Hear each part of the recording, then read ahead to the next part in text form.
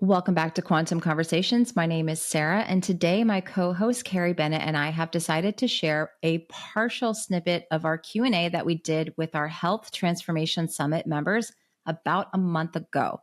Now, Carrie and I get lots of questions in our communities, on social media, online that we can't always get to. So we really hope that sharing this part of our Q&A with you answers a lot of commonly asked questions. Now, we also want to mention that for the remaining couple weeks of December here, I know we're really sneaking up on Christmas. Carrie and I have decided to reopen the ability to get the summit replay as well as that bundle of courses. That's about $2,000 worth of courses and actually includes the entire Q&A that you're getting a partial snippet of, about a 45-minute snippet of a 90-minute Q&A. So if you're interested in that, go ahead and go down to the show notes to grab that while it is still available. We will have to cut that off in a couple of weeks because some of those courses do expire in 2025. So make sure to grab that if you are interested in it. If not, we really hope that you enjoy listening to this Q&A as we do get a lot of questions. We can't always answer every single one of them and hope that this episode contains answers to a lot of things that you commonly ask. Enjoy today's episode.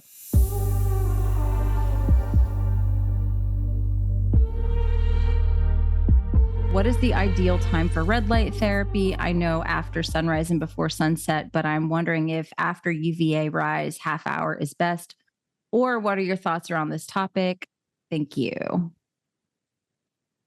Do red light therapy whenever you can, number one. I think the vast majority of people, because we live inside all the time, I don't think there's any quote unquote ideal time except through the lens of if you are going into an office that is blue light toxic, which we talked extensively with Glenn Jeffrey about in our podcast together. You know, we do know that if you pre-treat someone with red light therapy before they're exposed to an environment that's blue light toxic, or before they're exposed to an environment where they're going to have elevated blood glucose, which can happen with blue light, with non-native EMFs, or obviously with diet as well. You make your mitochondria more resilient and able to handle those types of insults without having the same metabolic challenges or even inflammatory cascades. So I would say if you're going into an office, find a time to do it beforehand and probably find a time to do it while you're there as well. You know, with Glenn, what he was talking about as far as that morning time, it was more for eye health. That's what he discovered. So if you're working on eyes, then there's some clinical information to show that it can be beneficial to do it around that morning time, around the sunrise, after the sun's come up. But for anything else, I just say as long as the sun is up, just try not to do it before bed. And if you have to do that after dark, it's the only time you have, just turn your body away from it. Don't let it come into your vision field because the brightness can be too much and it can disrupt melatonin signaling. Or just use the near infrared portion of that. Yes. Yeah, agree. Which is a lot less bright, you know, and if you have a little panel, you can play with it. The near infrared is way dimmer than the actual red. So if I'm going to use the panel after dark to illuminate the home, it's only going to be on near infrared. Or for example, when Sarah Pugh and I were sitting next to each other at the water conference in Lisbon, she had her little Bond Charge Mini on the near infrared setting, kind of like shining at us because it doesn't look like anything, right? It's just, you see the tiny, tiny little pink dots on it. And so it was in an office environment, that's an unobtrusive way to add just near infrared into your environment without like offending your coworker. Agree. Yeah. I mean, the Bond Charge, you can barely even see it. Yeah. Michael, I think it's Michael, or I hope I'm not mispronouncing this. Question about sulfur issues. I believe you discussed with Dr. Sarah Pugh in context of glyphosate. Other than try to avoid glyphosate, how can you improve this issue? That one I'm not familiar with. Well, that's sulfate-sulfur dysregulation due to glyphosate exposure, and it impacts the glycocalyx of the endothelial lining. So that's the fancy way of being like, you basically, things that you do to support exclusion zone water in the body will allow the body, plus avoiding glyphosate, right? Because glyphosate impairs some of these enzymes that make nitric oxide, that so they help the blood stay appropriately thin versus appropriately gelled. You want the different tissue compartments to have the gelled exclusion zone water when it needs it, but you also want it to be able to not be gelled when it's needed, which would be the role of nitric oxide. So it's that interplay of nitric oxide and sulfate that can get impaired by glyphosate. So for a lot of people, it's for sure avoiding glyphosate, and then putting the body in environments of the infrared that we feel is heat, that mid far infrared heat that builds exclusion zone water.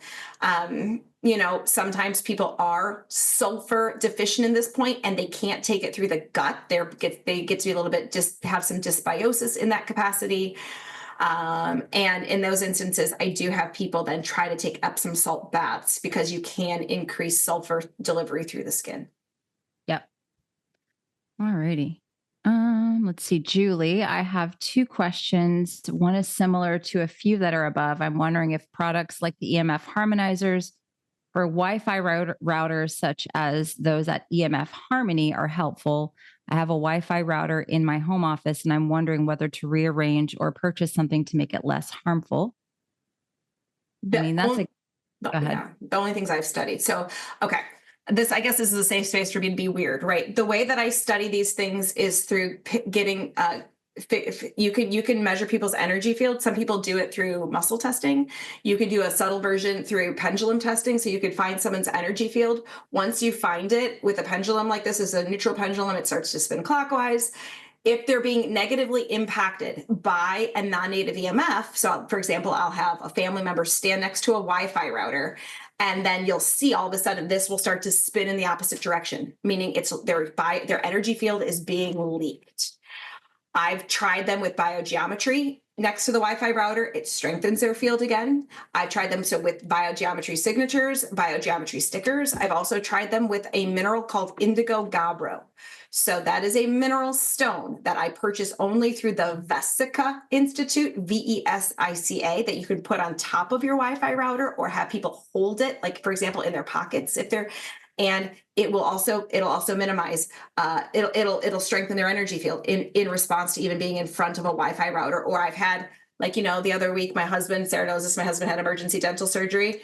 And while I was waiting to pick him up, I busted out my pendulum at the dentist office and, because it was a high non-native EMF environment, and I showed how it was kind of destroying the ladies who were working there, their energy fields, but I had indigo gabbro, in my pocket. So I gave them indigo gabbro, and then it strengthened their fields. I had them put the cell phone up to their head, their field weakened. I had them put this harmonizing technology onto their cell phone. It strengthened their field again. So, the only way something harmonizes is if you have a means of testing it like that, because it will never show a reduced response on an EMF meter. Maybe that company does. Maybe it's a great company. It's just one that I can't say I'm familiar with. So I just don't know to be able to recommend it or not. Yeah, there's so many companies now that are popping up that it's hard. I get questions like that pretty much daily in my community, and then on Instagram and direct messages. I'm like, I never heard of it before. Doesn't mean it's garbage, but yeah, I tend to stay more with like the Cosmic Tower guys and the things that they recommend. The Vesica Institute, as Carrie just mentioned, that's where I have indigo gabbro as well. I love it. So that's kind of more where I would look.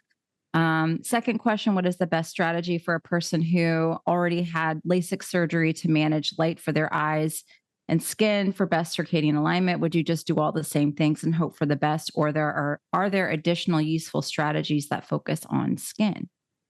And I've got a podcast coming out tomorrow with Dr. Valerie, who Good.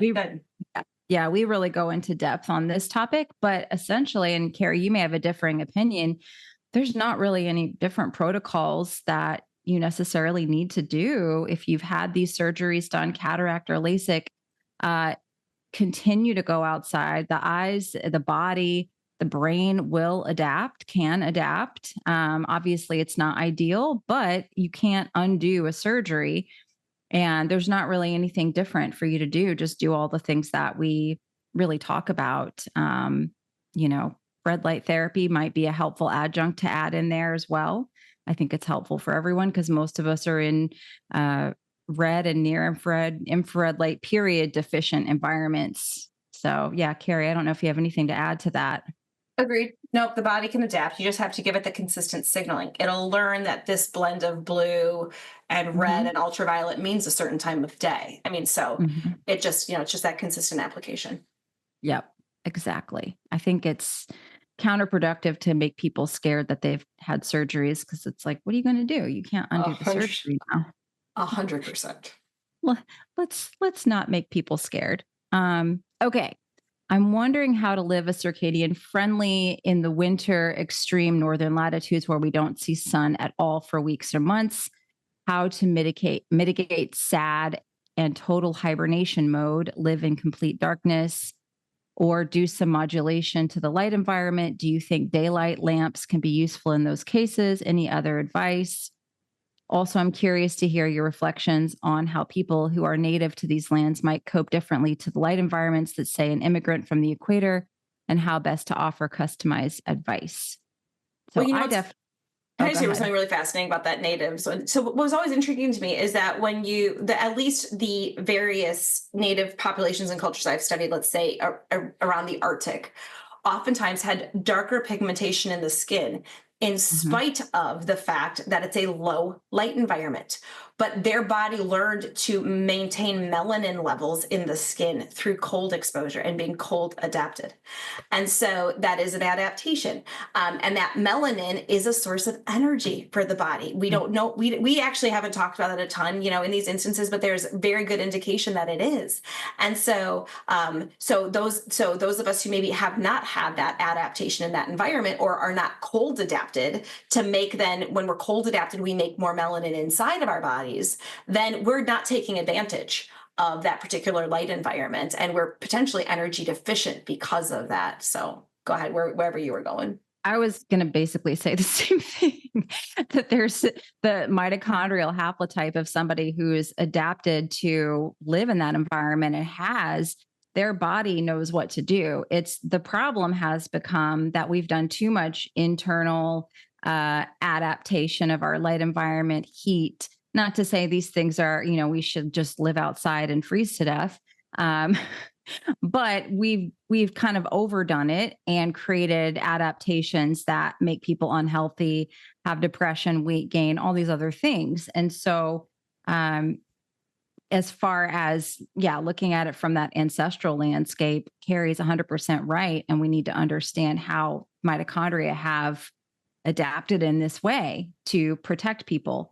Now, I don't know how you feel about that, Carrie, with adding different lights to that environment. I mean, definitely a red light therapy panel. I would never dream of not having one in that sort of environment.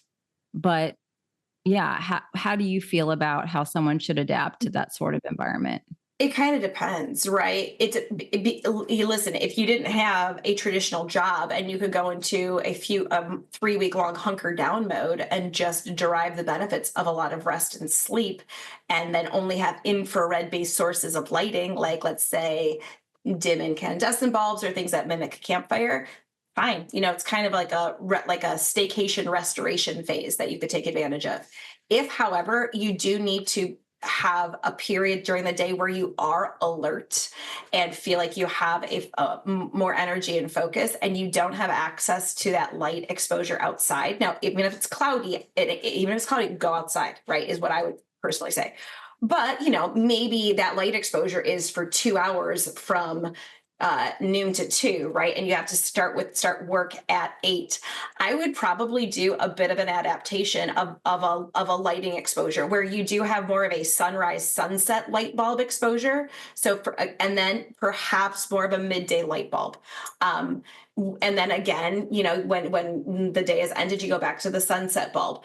For me, it's incandescents that because Mhm. my eyes resonate with it. It's the dim incandescents that are just very low color temperature, warm toned incandescents that are the Edison style ones. And then during the day, you get more of the brighter version of an incandescent bulb.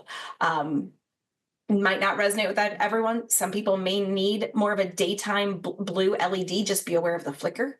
Hmm. Even with incandescents, there's garbage incandescents as well. But yeah, I mean, you might need, if you're looking for a strategy like that, you might need to have something like it. I wouldn't do a sad box because never in nature do we go from nothing, nothing, nothing to like, Road to like 10,000. boom, Yeah, within never. it with just blue, right? With just an insane amount of blue. And so I would, if you do need that blue exposure, it would be the transition of like incandescence or a sunrise bulb to a brighter, more blue dominant bulb, if you will, that's got a balanced blend with it. Scott Zimmerman is making some good bulbs, right? Now we do have to talk to him, like we're saying, with the flicker adaptation, which is the DC adapter.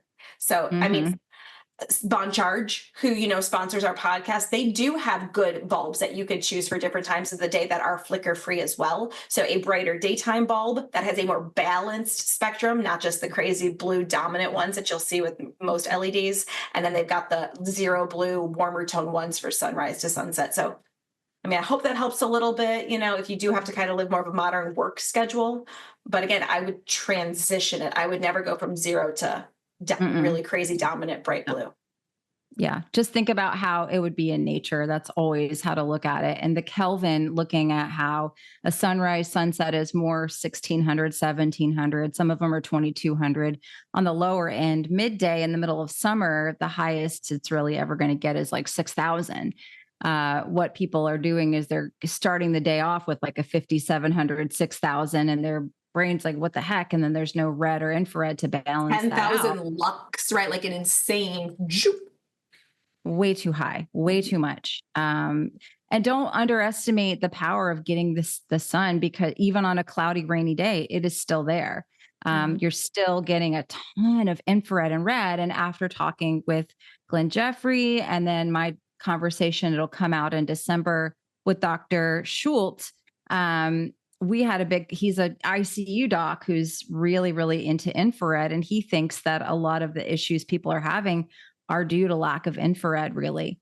And so All infrared or near infrared? all infrared, period. I concur. Yeah, period. So, and that's always available. Even like today here, it's pouring down rain, it's gross, but I'm still taking my light breaks, still going out on my covered patio and just still doing the deal because my body still needs it. And I did a red light therapy session this morning as well. So let's see, two more, and then we'll jump into the chat. What is your perspective on chemical sunscreen? I am a big hard pass on that one. What about you, Carrie? Hard pass. Yeah. In one of the leptin videos I watched, Sarah mentioned cutting out nuts and seeds as a protein source since they may contain inflammatory anti-nutrients. What are your thoughts related to sprouted nuts and seeds?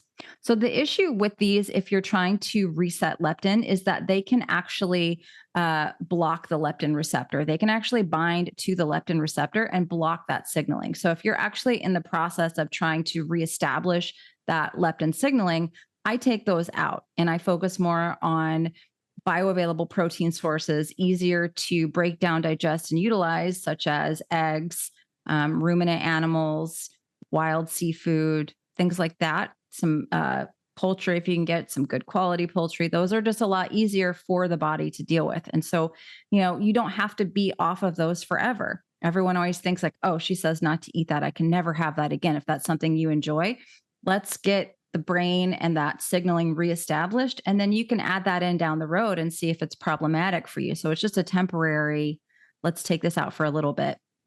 Do you have anything to add to that, Carrie? Oh, perfect. Yep, exactly. Okay. And then second question, when using DDH2O, I guess that's deuterium depleted water, for the first time and trying to reduce deuterium levels for general health and well-being, what ppm level do you recommend consuming? So I would recommend going to the Lightwater, LITEWATER website. They have a whole like chart of how to deplete the water. I don't recommend people to go below 100. I think between 100 and 120 parts per million for all the water that you're drinking is sufficient. There's no need to go below that. It's going to be very costly, and it could really mess up your gut microbiome if you try to go too quickly, like drinking a really low ppm. Do you have anything to add to that, Carrie? No, no, that's exactly what it is. And I mean, I have had people transition to as low as as 90 to 80 ppm, but it was after going slowly, like You Sarah go was talking about, slow. but Yeah. specifically for cancer therapeutics. But that's it. Right. Yeah, exactly. And before I would go that low, I would test my levels to see where I was at to see if it was necessary. And you Yes. can do a saliva test on the Lightwater website. I don't have a code there. I think Sarah Pugh does. I think it's Dr. Sarah. Cool. Yeah. She works with them. Sarah with no H for her. So yeah, that's a good. And they have a little guidebook on there too that'll tell you how to do the whole process. So that's what I would recommend. All right, let's go to the chat. Do you structure your water before putting it in the holy hydrogen machine? I use RO water and I don't know if I lose hydrogen if I structure it and then add minerals after the whole. No, I would structure after. I've done all these tests in my hydration mastery course. I have my little meter and I'd show videos of all the testing. Do the hydrogen, it's not going to mess with it if you add minerals or if you structure it after the fact. It'll keep the hydrogen in it just fine. It's pretty stable with that particular machine. It won't maintain its structure in the same way if you do it beforehand. If you're specifically Right. looking for structure and you want to do it after. Sure. I mean, I think structuring, you can do it right before you drink it because you can really 100%. structure with intention with your own energy. So you can always do that at any time. Yep. What do you recommend to counteract radiation from X-rays? Hydrogen, I Well, would use. yeah, hydrogen for sure. And then full spectrum sunlight, right? You just got to get your bodybuilding exclusions on water as well. So, or, infrared based therapies. What was the cell phone harmonizer product you just recommended? I recommend the stickers and the all the things from biogeometry that I purchased through Vesica, Vesica, Vesica Institute. Yeah. And according to the Zoom I watched last night, the Wellness Enterprise now also has those as well. They've been playing with them they did a whole, if you go to the Wellness Enterprise YouTube channel, Nico is actually talking about how he uses them. I need to go re-listen to it because my kids interrupted me, but apparently he has a specific thing about putting them on a mirror, like at the bottom corner of the mirror, Yep. the bottom Yep. corner of the laptop. Like it's a whole Yep. thing. That's So that's how you use the L90s and L66. Yep.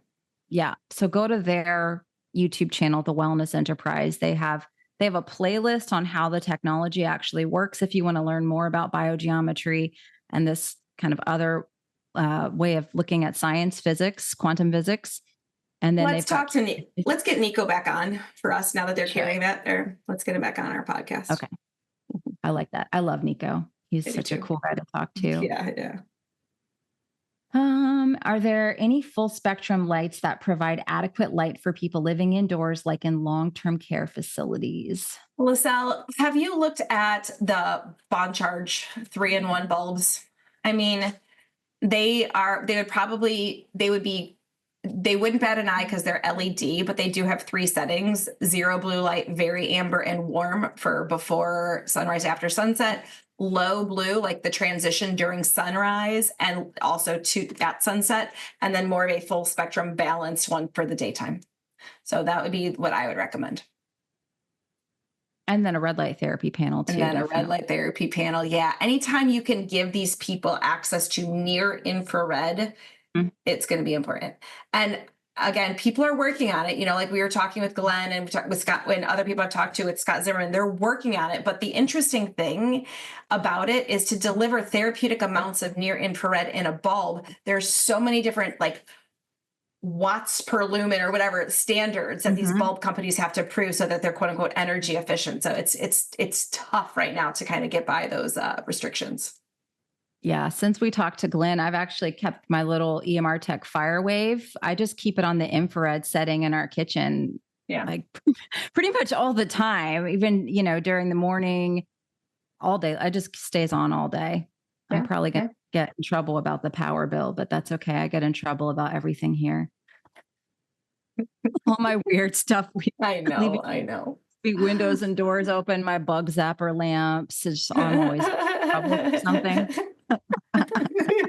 I must have done something wrong for our spring aqua, because when I changed out to the fresh filters, our flow rate of the water isn't as strong.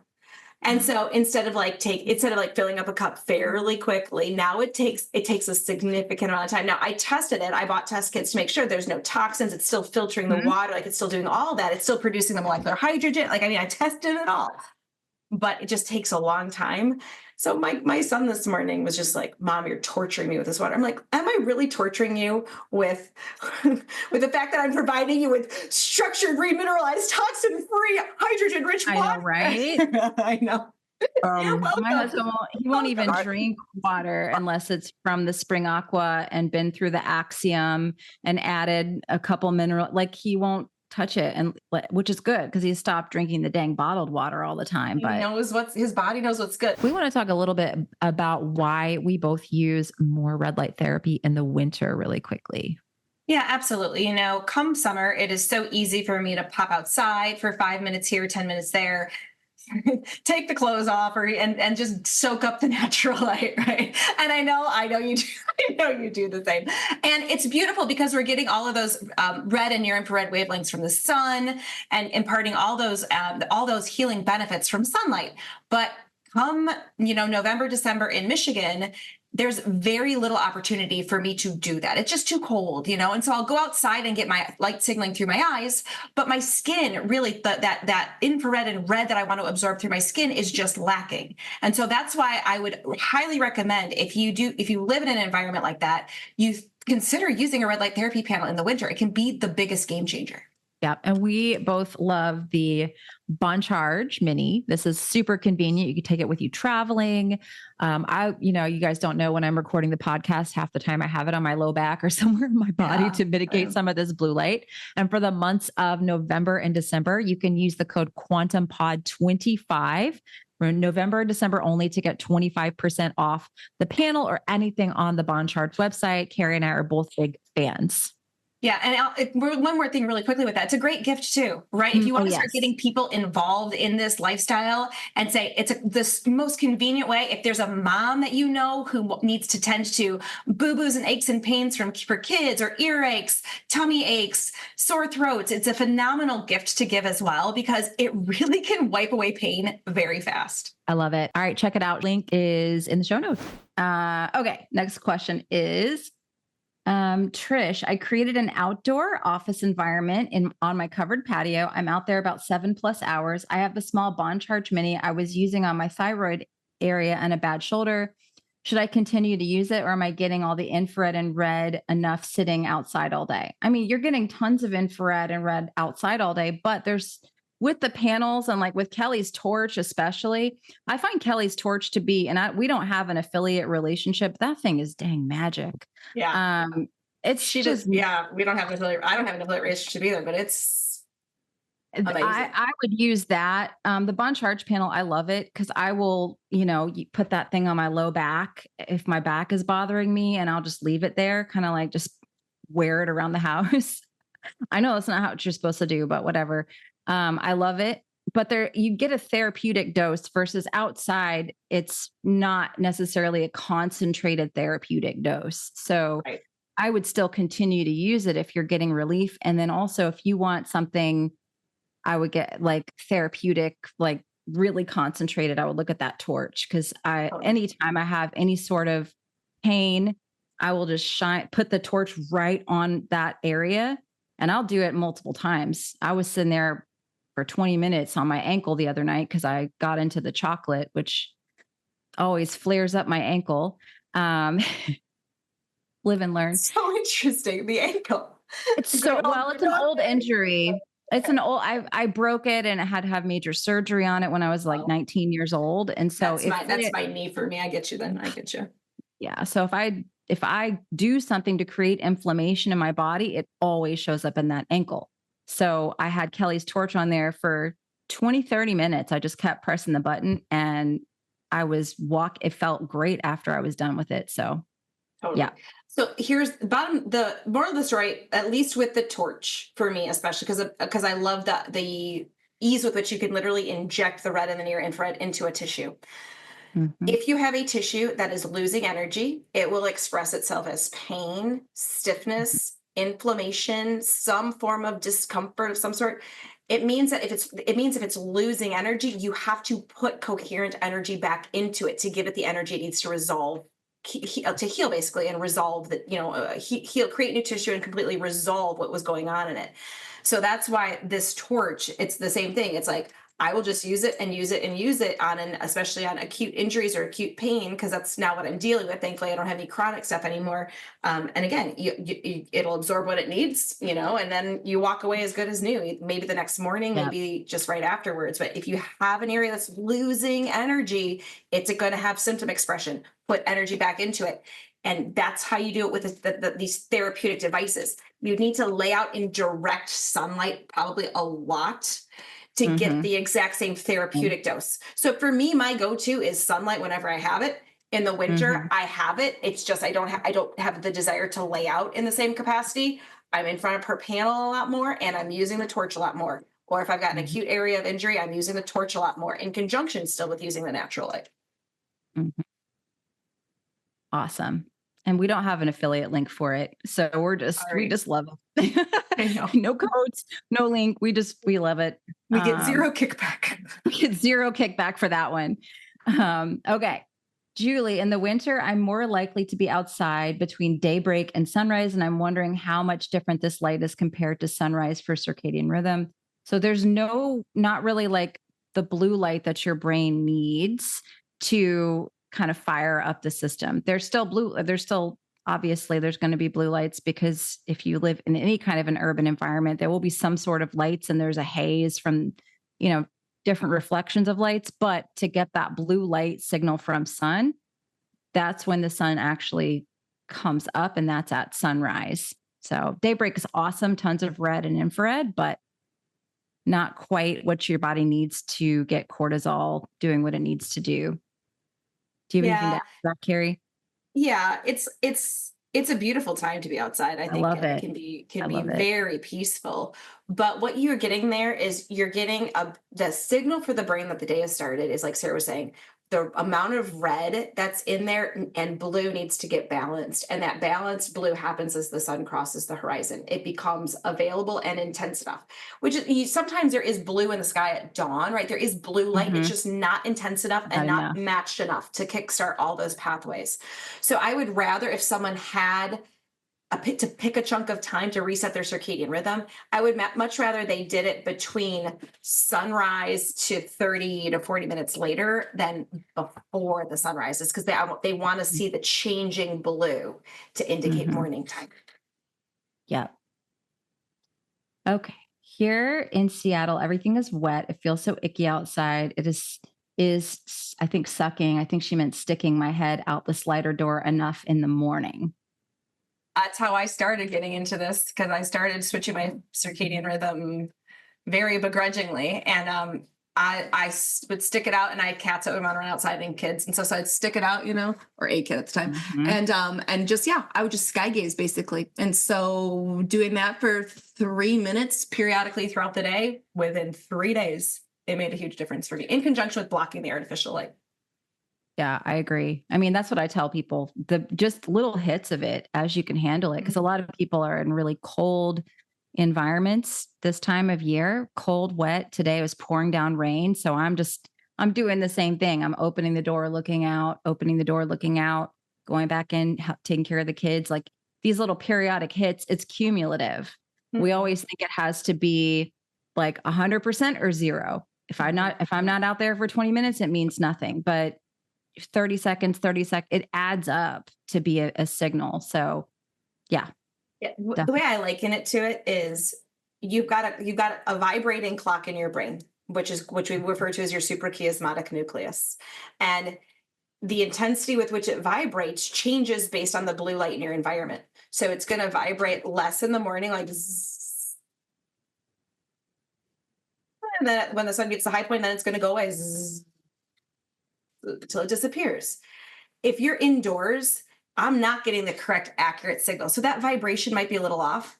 Every time I go outside, even for 30 seconds, I sync up to the correct Mhm. vibration. So Sarah's exactly right. It's like you're got a metronome and you want to keep time. And every once in a while that metronome gets off track. You're just like, nope, tune right back up, nope, tune right back up. And over time, you build in something called circadian predictability. So that your body, it takes a lot more effort to kind of perturb the rhythm than it once did before because it knows what it feels like to be in sync and on track. Mhm. Exactly. Any tips on where I can find more info on blue light toxicity after becoming more sensitive to blue light from using blue blockers? I truly can't understand how everybody else can stand the amounts of glaring blue light at night. And then someone chimed in with, have you read the book, The Light Doctor, Using Light to Boost Health, Improve Sleep, and Live Longer? It helped me to understand many physiological processes involved in my sensitivity to blue light. Yeah, that's Dr. Martin Moore Eid. It's an awesome book. And Carrie did a video on her YouTube channel about blue light toxicity.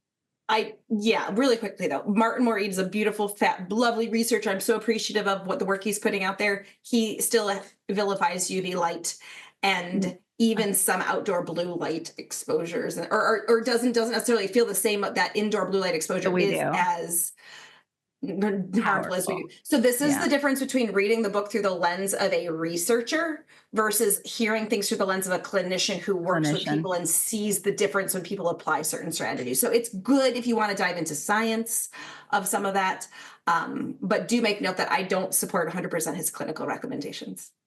Yeah. It's hard to find a doctor who is completely on board with how we feel about UV light. I mean, even Dr. Schultz, who I just love, he's got 1.5 million subscribers on MedCram. Talked to him for about 90 minutes last week, just absolutely adored him. But he still is not quite there with the UV light. He's getting there. He's been talking with Dr. Max Gulhane and some other. He's definitely getting there, but yeah, for a while some of his videos like he's not a big fan of UV.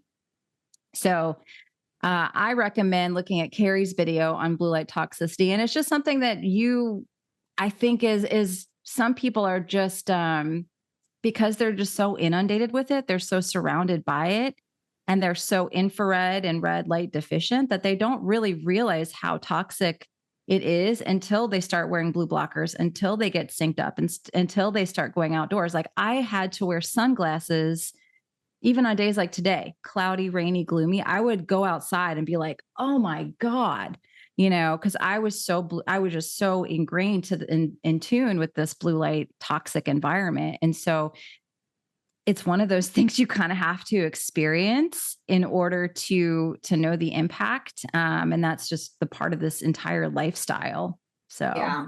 Yeah. There's a lot of, if you want to dive into the PubMed database too, to show people these things, if you type in artificial light at night or Allen, you'll pull up a bunch of information on artificial light at night and diabetes, cancer, autoimmune conditions. Yeah, I mean, so many different research articles there. mhm. There's another book that I found very easy to read and was insanely ahead of its time, published in 2000 by T.S. Wiley, called Oh Lights Out. yes, love that book. He did a great job with that. And this is actually just when they were starting to switch over from incandescents to LEDs. And so very good, very, very good book as well to start to understand the science behind that too. Hmm. Absolutely. How do you recommend determining what is local and seasonal food? What about taking global warming into account? I live in Las Vegas and I'm struggling to understand what actually falls into the local seasonal category. What about taking ancestral info into account? Is there significant value in doing genealogy research? So there's a website, and if everyone here has the VIP package in my 3-day leptin kickstart. If you haven't redeemed that yet, I put my seasonal food guide in there, and you can use that all over the world. There's about, I want to say, 25 different websites that will help you source what's local and seasonal to you, even in Australia, all over Europe. But there's a website in particular to the US, since I know you're in the US, called seasonalfoodguide.org, I believe. And you can type in where you live, your zip code, and it'll tell you what is seasonal right now, or early December versus late December. And so that's a really great resource for determining what's actually available and seasonal for you is that website that's in that seasonal guide that came in the VIP upgrade package. Um, and then as far as like genealogy goes, I mean, it's always going to be where you live. It's, there are some haplotypes that if you're a southern haplotype and you're living way up north and you're trying to do keto, it will be a little bit more difficult. I see clinically for that person to adapt, and we have to go really slow. However, it's always the signal because we have light receptors on the mitochondria. The cytochrome 1 has a UV light receptor. That's where carbohydrates enter the electron transport chain. And so when we're looking at food and how our body recognizes this information, a strong UV light signal would correlate with more carbohydrate rich, simple sugar fruits, foods that are grown in that strong UV light. Carrie, do you have anything to add to that? No, yeah, I agree with that. I mean, in terms of global warming or any sort of climate change type concerns, your body, your mitochondria aren't concerned with that in the extent that you have a light environment, and that light environment should grow X, Y, and Z types of food. The chlorophyll, which absorbs light in plants and transforms it into sugar to grow, into carbohydrates to grow, absorbs in the blue, chunk in the blue and a chunk in the red. As long as a correct amount of blue and red is there and a certain duration of the day is available, it expects to receive certain types of produce. And so if what you eat then matches that, you're getting the seasonal signal. And so I tell people start 50-50 because it's way too overwhelming to say I'm going to go 100% seasonal, 100% local. I say try to source 50% of your stuff: meats, fish, eggs, seasonal produce, raw milk, those sorts of things from your local environment. And then the other 50%, try to just make it no glyphosate, right? Unprocessed, nutrient rich food, and see how you do. Some people do great with 50-50. Some people then love it and they switch, or they naturally say, well, I was eating watermelon in December and it was organic, but now I'm not craving watermelon in December anymore because it wouldn't be found in your local environment. So then those sorts of shifts can happen, but don't think you have to go all or nothing with that. Mm-mm. That is the Mm-mm. second I find. And Sarah, I know you agree with this. Your light environment does so much right there to support first, and then layer in the food accordingly. It just reinforces what the light environment is telling you. And something I say in the 3-day leptin kickstart, as well as in my 21-day program and that little seasonal food guide, is something that's grown in a greenhouse is going to be better than a bag of Doritos. If you want to eat an apple and it's not in season, that's going to be better than, again, eating a bag of chips. So you don't let perfect be the enemy of good, and eating like whole, unprocessed, single ingredient foods, even if they're not perfectly in season, is going to be better for you than eating junk food, honestly. So I think we sometimes think we have to be 100% perfect, and the body just isn't. I think when you have your light environment dialed in so much more, it allows you to, not have to be 100%, only eat what's here. And I always say there's like a 3-4 hour radius around you, because there's people that live in the desert. There may not be things growing there. So just kind of look what's around you. And remember, don't let perfect be the enemy of good with the food. Yep. Yeah. Perfect. Awesome. I'm new to all of this and I'm confused where to start with this whole process. Is there something to focus on first? Light. Definitely the light. Yep. Yeah. Do you know? Go ahead. I'm just saying this wasn't part of this wasn't a course or anything that I offered, but I do, and I know Sarah, you got this too. I've got a free circadian starter kit at carriebwellness.com/start. It talks about what's junk light versus natural light, why we see the sunrise, why we talk about morning light, and how to block the artificial light at night, with a lot of frequently asked questions in there. It's a phenomenal place to get started. Sarah, you've got a resource just like that as well, which is just kind of sorts out what's the most important stuff to focus on at the beginning, before then maybe you dive into mitochondria and water and leptin and those other additional things. Yeah, absolutely. Although and then light and leptin go hand in hand.